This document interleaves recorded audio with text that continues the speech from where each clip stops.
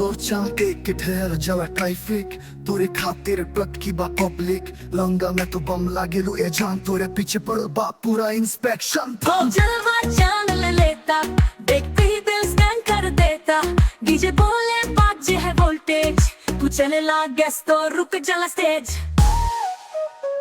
देख बाबू एका मन भी ना घमंड कर हमारी नजरिया भी कर बरसावेला हंस देख लेस ना तू हमार काजरवा ये देख के गाँव के बाबू फंस जाला म्यूजिक बोलता है तेज डायलॉग टोन कमर लचकाए लंगा उड़ाए तोरा दावत शहर हिलाए नाचे पे तो ट्रेंड इंस्टाग्राम पे सेंड जो जलवा जान ले लेता पेज नजर से दिल फेल कर देता तू देख झूम के लोग बोले बम तोर हिलान से कांपते धरती हमदम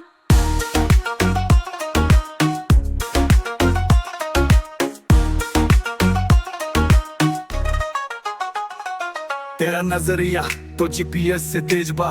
जहाँ देख वहाँ आग लग जाला हम ता बनी भोजपुरी क्वीन जवाब देव द अकल ठिकाने आ जाला तोर जलवा जान ले लेता हर नजर तेरा पे खैर चले भैया डीजे बोले रिपीट अगेन तोरा स्टाइल के ना मिले कोई चैंपियन देख बाबू एक ना भी ना घमंड कर हमरी नजरिया भी कना भी ना घमंड पर देख बाबू एक ना भी ना घमंड कर हमरी नजरिया भी कना भी ना घमंड पर देख बाबू इतना भी ना घमंड कर हमारी नजरिया भी कर बरसावेला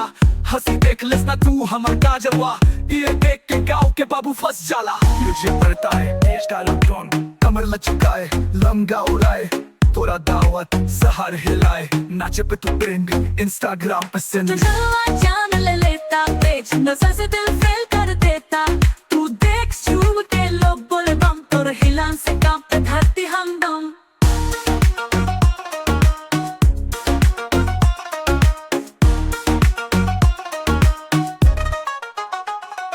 तेरा नजरिया तो जीपीएस से तेज बा जहाँ देख वहाँ आग लग जाला हम ता बनी भोजपुरी क्वीन जवाब देव द अकल ठिकाने आ जाला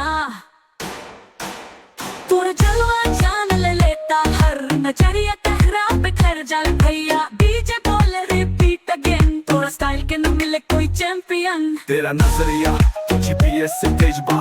जहाँ देख वहाँ आग लग जाला हम ता बनी भोजपुरी क्वीन जवाब देव द अकल ठिकाने आ जाला तोरे जैसे जलवा वाली पे ता नियम भी फेल हो जाला जानू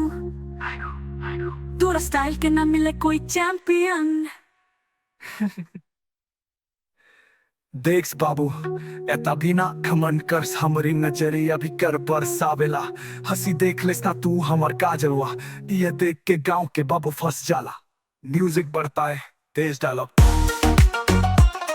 कमर लचकाए लंगा उड़ाए तोरा दावत नाचे पे तू ट्रेंडिंग इंस्टाग्राम पे सेंडिंग तेरा नजरिया